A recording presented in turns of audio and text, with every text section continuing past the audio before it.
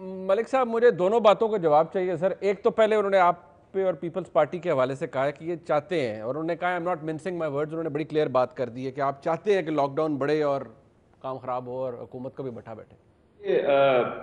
मैं आपके दोनों सवालात में जो सवाल आपने नहीं पूछा पहले उसका जवाब दे दूं, जी। फिर आपने जो सवाल पूछा उसका दे देता हूं। देखिए, पहली बात तो ये है कि इस वक्त जो प्रोटेस्ट हुआ है या जो प्रेस कॉन्फ्रेंस हुई है, ये प्रेस कॉन्फ्रेंस प्राइमरीली तो सिंध हुकूमत के खिलाफ है। उसकी वजह यह है कि इस वक्त जो डॉक्टरान जो आए हैं प्रेस कॉन्फ्रेंस करने, वो तो तमाम सिंध में काम कर रहे हैं, और ये तो सिंध हुकूमत ने जो नरमी की है लॉकडाउन में, जो कदरे कम है दीगर सूबों से, उसके खिलाफ प्रोटेस्ट कर रहे हैं। तो पहले तो ये बात आपके जहन में क्लियर होनी चाहिए कि ना सिर्फ उन्होंने टारगेट वफाकी हुकूमत को किया है, बल्कि उन्होंने सिंध की हुकूमत को भी किया है, बल्कि प्राइमरीली सिंध की हुकूमत को किया है कि चाहे आपने वफाक के ईमा पे ये किया है या अपने तहीं ये किया है, जो आपने किया है वो मुनासिब नहीं है। और मैं साइंटिफिकली और पब्लिक हेल्थ में काम करने के बाद मैं ये बात समझता हूँ कि जो उन्होंने कहा है, जो उन्होंने गुजारिशात की हैं, वो बिल्कुल सही हैं। देखिए, इस पूरी वबा के अंदर जो दो ग्रुप सबसे ज़्यादा मुतासिर होंगे और मौत के मुंह में जा सकते हैं, उनमें एक तो डॉक्टरान हैं, जो नर्सेज हैं, डॉक्टर्स हैं, जितने भी हेल्थ केयर प्रोफेशनल्स हैं जो जी। इन मरीजों की मदद कर रहे होंगे सेहतयाबी के लिए, और दूसरे बुजुर्ग हैं। क्योंकि हमारे ये जो वबा है, इसमें मोर्टेलिटी यानी मौत यंग लोगों की भी है, मगर कदरे कम है। ये जो जी। आपको पाकिस्तान में भी अमवात की शरह कम नजर आ रही है, उसकी वजह यह है कि पाकिस्तान की पॉपुलेशन प्राइमरीली यंग है। इस वजह से उस यंग पॉपुलेशन में अमवात की शरह कम है। तो दूसरी बात यह है कि वो बरहक हैं इस बात पे कि जब आप ये तमाम चीज़ें करेंगे, उसके बाद जब ये बच्चे घरों में वापस जाएंगे, उनके बुजुर्ग हैं, उनके दादा दादी हैं, अगर उनमें से कोई इन्फेक्ट होगा तो उनके बचने के इम्कानात बहुत कम हैं, और डॉक्टरों के भी बचने के इम्कानात कम ठीक होंगे, है। क्योंकि वो रोज़ पेशेंट्स को डील करते हैं। अब आखिरी बात की तरफ आ जाए, जो आपने सवाल पूछा एक्सप्लिसिटली। देखिए, पहली बात तो ये है कि ये तो कोई नई बात नहीं है, यानी ये इल्ज़ामात हम पे लगाना। अगर मुझसे आज को पूछे कि क्या इमरान खान साहब गद्दार हैं, तो मैं कहूँगा कतन नहीं।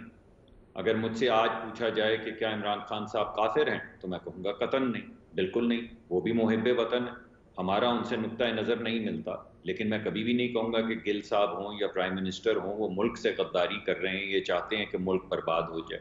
मैं कभी नहीं चाहता। पॉलिसी के ऊपर मेरा क्रिटिक है। सही है। मैं इनकी जो नेशनल कमांड एंड कंट्रोल का इन्होंने सिस्टम बनाया है, जो इन्होंने वॉर रूम बनाया है, जो इन्होंने टेस्ट्स में इजाफा किया है, अगरचे उसमें दरमियान में एक डिप भी आई, और 3 दिन पहले तक मैं हर चीज़ जो कर रहे थे, बिलखसूस एहसास प्रोग्राम के जरिए जो गरीबों में पैसे बांट रहे हैं, मैंने तो उसकी बहुत तारीफ की है हर जगह पे। अच्छा जी। लेकिन अब इस वक्त मैं पॉलिसी से इनकी डिसएग्री करता हूं। क्या पॉलिसी से डिसएग्रीमेंट मुझे काफिर बना देता है, या पॉलिसी से डिसएग्रीमेंट मुझे गद्दार बना देता है, या ऐसा शख्स बना देता है जो इस मुल्क को बर्बाद करना चाहता है किसी ना किसी तरीके से?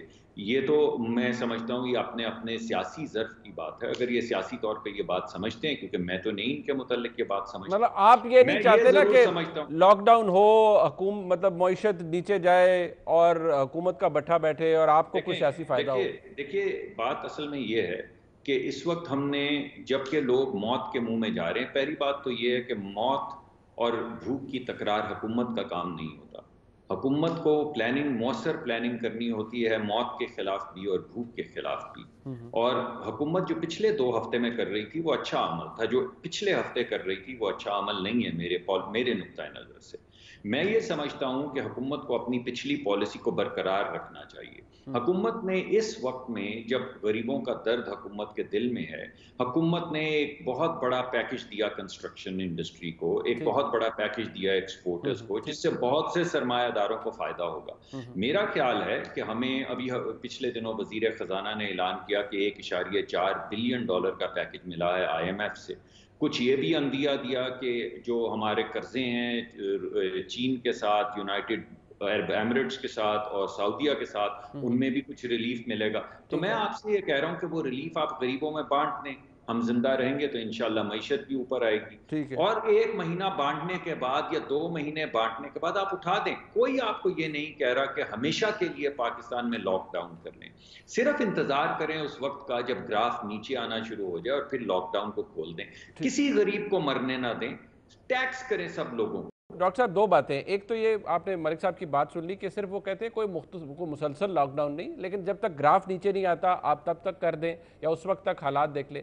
साथ आपने जो बात आपने पहले फरमाई थी, पहले हिस्से में प्रोग्राम के, आपने कहा ये सियासत हो रही है, लेकिन अब पीएमडीसी के लोग थे वहाँ पर जो बैठे हुए थे, पीएमए के लोग बैठे हुए थे, माजरत चाहता हूँ, तो वो यकीन मानिए कि आंसर आपको लगता है कि ये लोग भी सियासत के लिए या किसी सियासी जमात के फ़ायदे या किसी हुकूमती फ़ायदे के लिए इवन चंद डॉक्टर्स भी इस क्राइसिस की सिचुएशन में इस्तेमाल होंगे और वो सिर्फ पॉइंट स्कोरिंग के लिए, किसी एक के बढ़ाने के लिए, किसी एक को के ऊपर मड स्लिंगिंग करने के लिए इस्तेमाल होंगे ऐसे क्राइसिस के अंदर? डॉक्टर साहब देखिए, दो चीज़ें मैं बता दूं। एक तो सबसे पहले जो मलिक साहब ने बातें की, मलिक साहब बड़े मुहतरम है मेरे लिए, लेकिन जब कोई बंदा मैट्रिक से फेल हो जाए ना तो उससे मैट्रिक के पर्चे नहीं चेक करवाए जाते। अब मलिक साहब ये मशवरा देने के अहल नहीं हैं, क्योंकि मलिक साहब यहाँ पर 35 साल पंजाब में हुकूमत कर चुके हैं और फेडरल में भी 3 दफ़ा हुकूमत कर चुके हैं। तो ये 1 कनाल, 8 कनाल, 6 कनाल के मकान यहीं थे जिन पे टैक्स लगाना था, गरीब भी यहीं थे जिनको पैसा देना था। तो मलिक साहब को तब करना चाहिए था।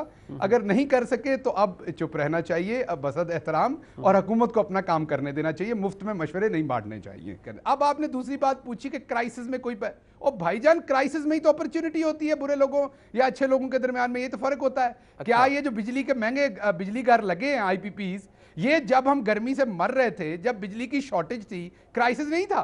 उस क्राइसिस में ही तो इन्होंने ये हमें चूरन बेचा था, जिसमें पूरी दुनिया में 17% प्रॉफिट होता है या 30 से 40% गारंटीड प्रॉफिट दिया गया उनको। तो क्राइसिस में अपॉर्चुनिटी होती है सियासत की। अच्छा, ये जो पाकिस्तान की सियासत है बदकिस्मती से, जो लूटते रहे मुल्क को, ये को मुनीब साहब जैसे लोग थोड़ी ना होते हैं जो अपना सीधा सीधा जिंदगी गुजारी, पढ़े लिखे, अब एक प्रोफेशन किया। ये तो क्राइसिस का वेट करते हैं। आपने फिल्मों में नहीं देखा? अगर आपको लगता है कि ये वाली इनकी सियासत और फिल्मों की फर्क होती है, यकीन कीजिए नहीं होती। मैंने अंदर से देखा है इनकी सियासत को। अब आकर डॉक्टर्स के ऊपर हम इस तरह का अगर इल्जाम लगाएं कि क्राइसिस नहीं, डॉक्टर्स को क्यों नहीं कह सकते? नहीं, डॉक्टर्स को क्यों नहीं कह सकते? सर, डॉक्टर ने MS नहीं बनना होता हॉस्पिटल का, डॉक्टर ने लुक्रेटिव पोजीशंस नहीं लेनी होती। अच्छा जी। डॉक्टर्स को आप क्यों नहीं कह सकते? डॉक्टर्स ठेकों में फैसले नहीं करते, डॉक्टर करप्शन में इन्वॉल्व नहीं इस मुल्क में कभी हुए। सर, मतलब ये कौन सी बात हुई? मैं किसी सब डॉक्टर्स की बात नहीं कर रहा। बिल्कुल चंद डॉक्टर्स होते हैं, वो हर जगह पे होते हैं, वो अमेरिका में भी होते हैं, हर जगह पे होते हैं।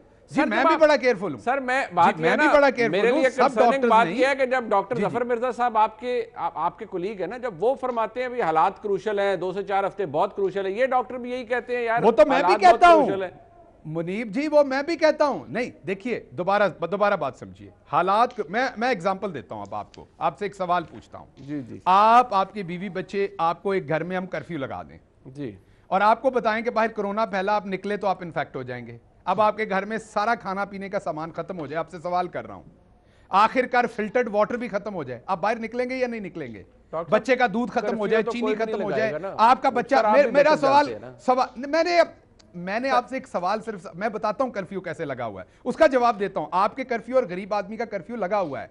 उसको जब आपने इंडस्ट्री बंद कर दी, उसके लिए कर्फ्यू, उसकी जेब में पैसे नहीं है कहीं से कुछ खरीदने के लिए, आपकी जेब में तो है। मैंने आपसे जो सवाल किया, हाँ या ना में जवाब दीजिए। उस टाइम आप रैशनल होंगे या जब आपका बच्चा रो रहा होगा तो आप बाहर उसका दूध लेने निकलेंगे? बिल्कुल। इसी तरह गरीब आदमी जिसकी जेब में एक पैसा नहीं है, आप दुरुस्त कह रहे हैं। मैंने खुद इस प्लेटफॉर्म से बहुत से प्रोग्राम्स किए हैं कि गरीब आदमी बुरी तरह अफेक्ट भी होता है लॉकडाउन से, बट और किसी को गद्दार नहीं कहा। इन्होंने कहा कि गद्दार का, किसी को गद्दार नहीं, मैंने उन्होंने नहीं कहा, नहीं है, अपनी अपनी पॉलिटिकल प्रेफरेंस। अच्छा चले, आपने नहीं, वो कह रहे हैं कि शायद मैं, अच्छा चले, मैं मलिक साहब लास्ट रिस्पॉन्ड, मेरा कंसीडर्ड ओपिनियन है। चले सर, ओपिनियन आ गया मलिक साहब, इसके ऊपर सर एक कमेंट कर दें। इसको सियासी दे रहे हैं या इसके ग्राउंड रियलिटीज नहीं देख रहे?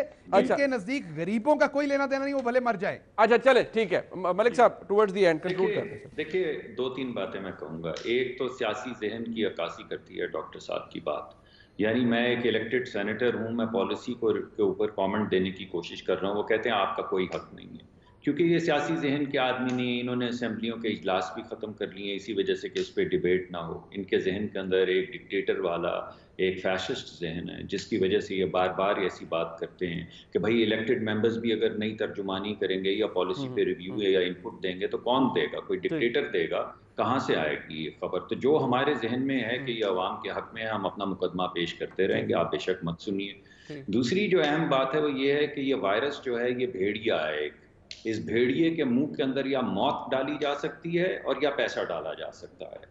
तो हुकूमत ने फैसला ये किया कि इस भेड़िए के मुंह में मौत डाली जाए, बिलखसूस बुजुर्गों की मौत डाली जाए। जो मरेंगे लोग ये वही गरीब लोग हैं जिनका ये जिक्र कर रहे हैं, जो एक एक कुदाल 4-4 लोग उठाएंगे।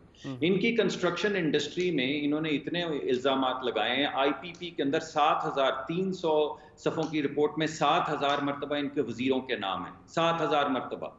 वो चीनी वाली रिपोर्ट आप उठा के देखें तो 50% सब्सिडी 2 लोग ले गए हैं। और यार ठहर जाए, कोई बात नहीं, मैं कब कहा कि आपके वजीर हैं? अभी तो हैं आपके वजीर, अभी तो हैं आपके वजीर। वो तो आपके ठेके किए हुए हैं यार, बात तो उसकी इन्वेस्टिगेशन हो रही है यार, बात तो करने देना, ऐसे मत बात सुनिए। अगर चीनी चोरी का जिक्र होता है तो इनके वजीर निकलते हैं, अगर आटा चोरी का जिक्र होता है इनके वजीर निकलते हैं, अगर बिजली चोरी का जिक्र होता है तो इनके वजीर निकलते हैं। जिस चोरी पे आप चोर का नाम ले, और यार अभी पता चल जाएगा ना। हाथ कंगन को आरसी क्या शीशे में नहीं देखते जो कंगन हाथ में पता चल चुका है सर, पता तो चल चुका है सारा। आधे वजीर चोर हैं आपके और आधे वजीर जो हैं वो आ रहे हैं परवेज मुशर्रफ की कैबिनेट से। इलेक्टेड मेंबर्स को आप करना चाहते हैं खामोश। ये किस तरह की सियासत आप लेके आगे चल रहे हैं? वक्त खत्म हो गया। ये कितनी महारत से आपने पूरे पंजाब असेंबली के टाइम में 6 दफा शहबाज शरीफ असेंबली गए थे, 6 दफा असेंबली गए थे पूरे अपने पूरे टेन्योर में। छोड़ दें इस बात को। अभी कोरोना नहीं जा सकते क्योंकि कोरोना हो जाना है, नैब के सामने नहीं जा सकते। अभी नैब के सामने नहीं जा सकते, कोरोना हो जाना है, असेंबली में आना है। खत्म की और चोरी की शुरू की, क्योंकि वायरस पे आपका कोई पॉलिसी का रवैया नहीं। आप लोगों का मौत के मुंह में। सर मैं शुक्रिया अदा करूंगा, ये वो सियासत है सर, मैं शुक्रिया अदा करूंगा। डर बेचते हैं, ये आपकी सियासत है sir. Thank you sir, thank you Malik साहब, ये आपकी सियासत। चले मलिक साहब दोनों का बहुत शुक्रिया।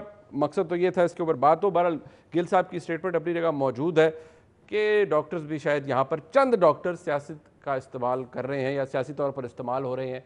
बहरहाल जो उन डॉक्टर्स ने आज बात की उन्होंने तो बड़ी अलार्मिंग पिक्चर हमारे सामने पेश की है। जावेद अहमद गामदी साहब मुल्क के मुमताज़ स्कॉलर हैं, मजहबी स्कॉलर हैं, हमारे साथ मौजूद होंगे। बड़ी फ़िक्र अंगेज़ गुफ्तगू करवाते हैं। हम जानेंगे हुकूमत पाकिस्तान ने जो फ़ैसला किया है उस पर गामदी साहब के क्या तासुरात हैं, इस क्राइसिस की सिचुएशन में वो क्या मशवरे देते हैं, और इस्लाम की रूह से इस वक्त ऐसे हालात में कौन सी ऐसी तालीमात हैं, कौन सी ऐसी दुआएँ हैं जो मुसलमानों को पढ़नी चाहिए। एक ब्रेक के बाद से बात करेंगे। बस साथ रहिए।